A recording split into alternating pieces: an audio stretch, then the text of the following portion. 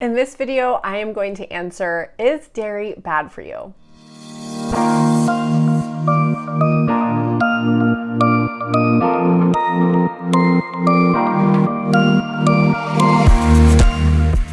right, it's a hot topic. We are talking about it. We are bringing you as unbiased information as I can because in the dairy community, you will see there's a lot of pro people about dairy and a lot of anti people. And so there's really no in between, a source that you can say, hey, present me the information and let me make a decision about myself.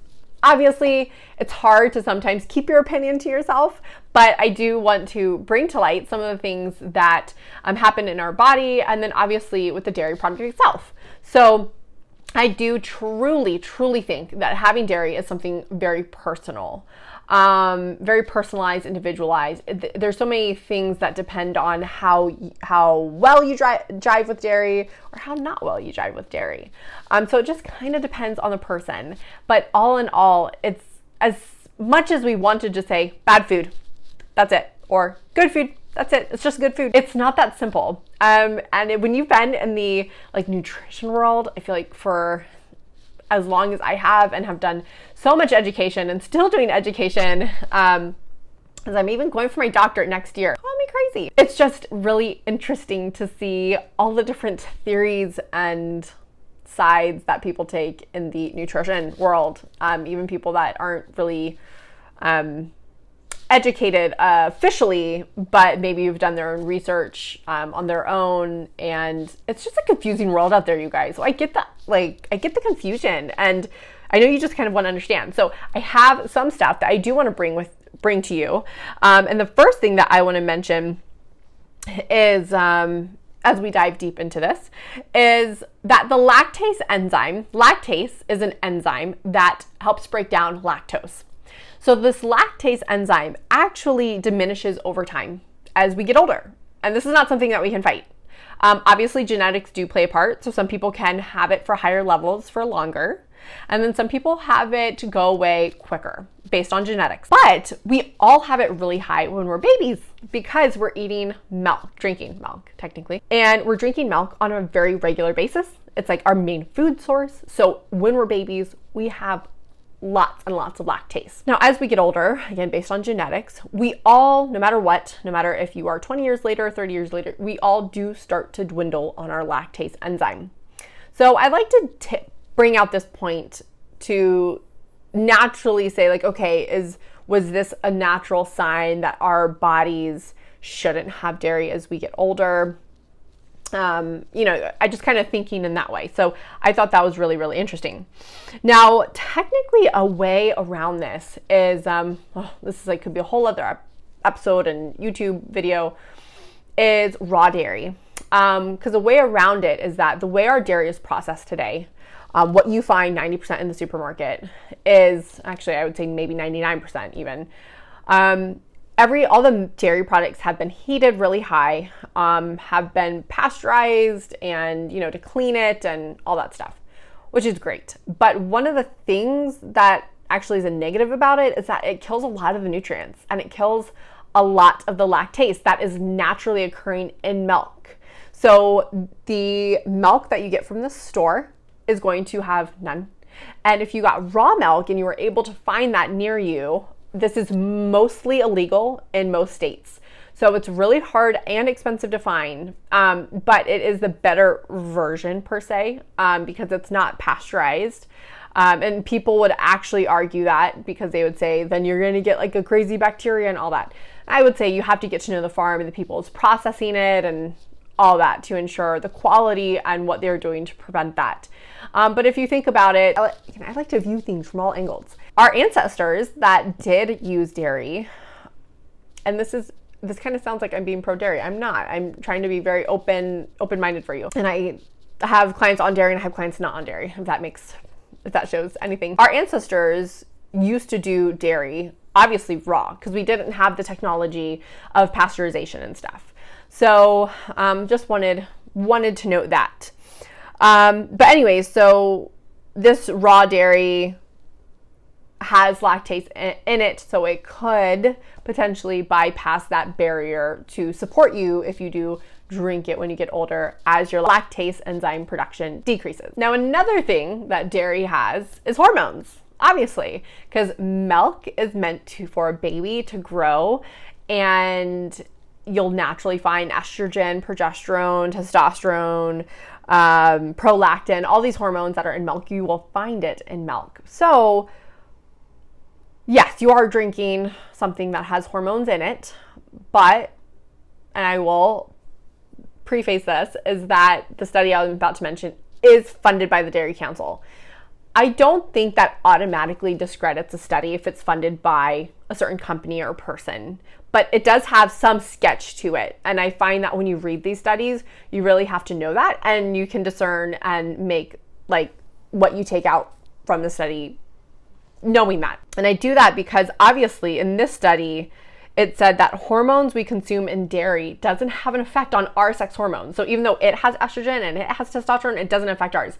Again, funded by the Dairy Council, so there could be some biasness there and maybe not being as accurate, because obviously the Dairy Council doesn't want to show that dairy is negative, but there definitely could be some truth to it.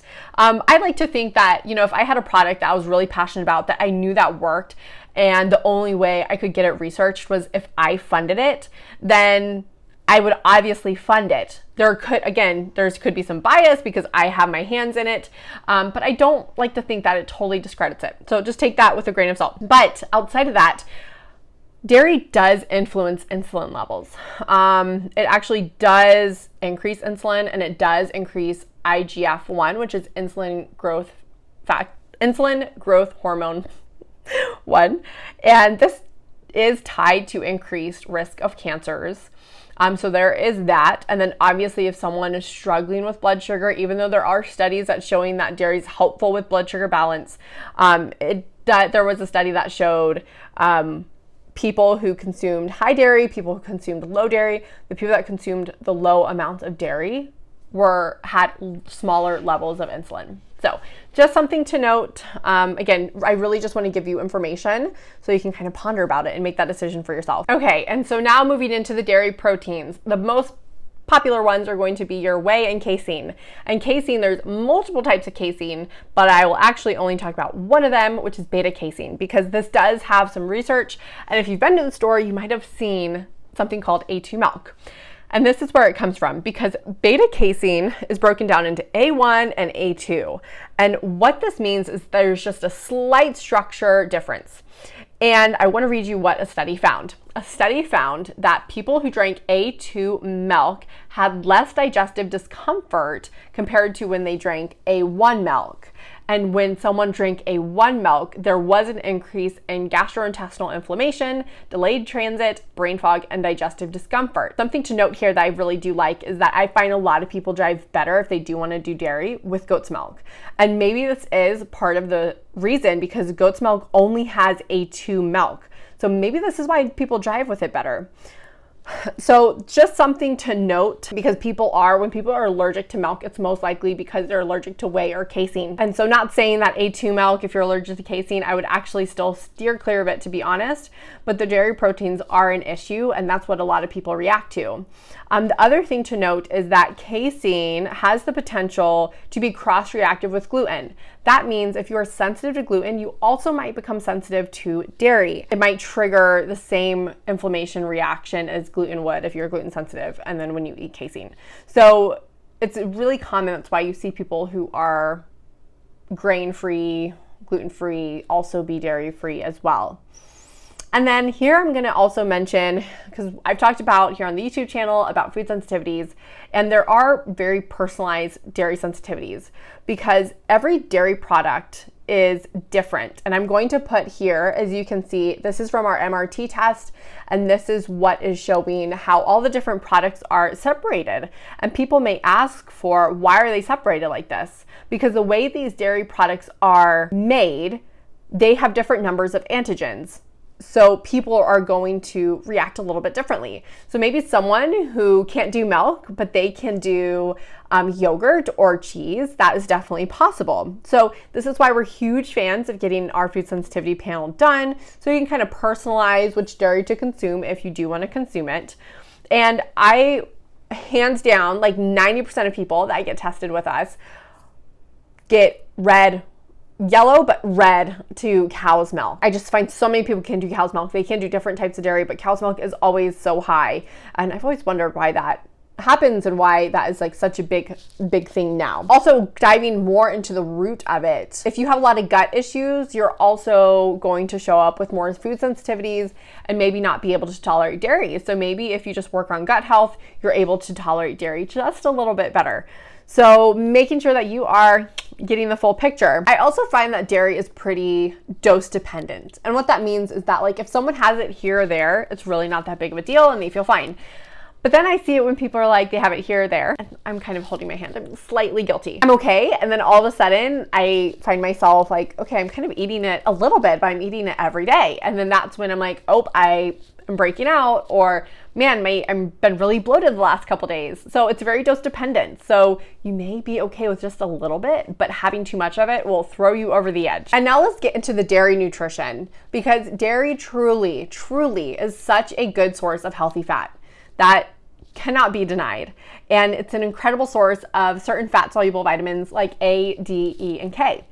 And when you consume fermented dairy, like all you yogurt or kefir lovers, that also can throw in the additional benefits of having probiotics for your gut health. So there's benefits there as well.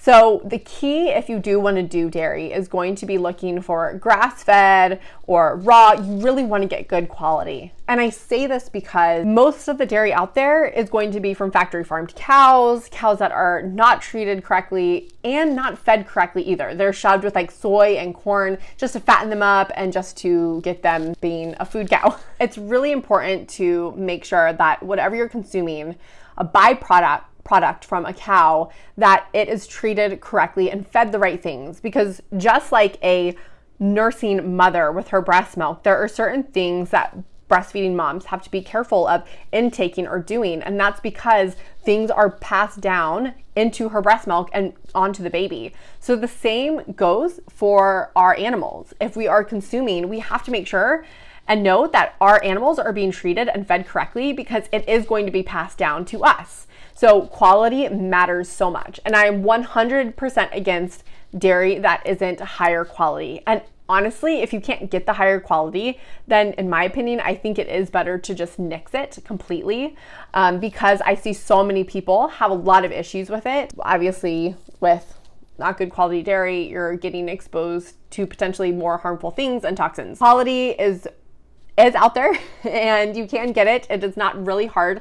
Raw is a little harder to find, but you can definitely find grass-fed dairy easier in the stores. One thing, if I could take away one thing that has been pounded into your brain, is going to be that in order to have healthy bones, you need to eat dairy or drink dairy. And that is completely false. A lot of people say this because of the calcium, but calcium can also be found in good seafood, which a lot of us should be eating, especially for the healthy fats. But I just want to remind you that, like, please just don't eat dairy because it's like, it's good for the bones. No, there's actually studies that can show that it increases risks of fractures and osteoporosis.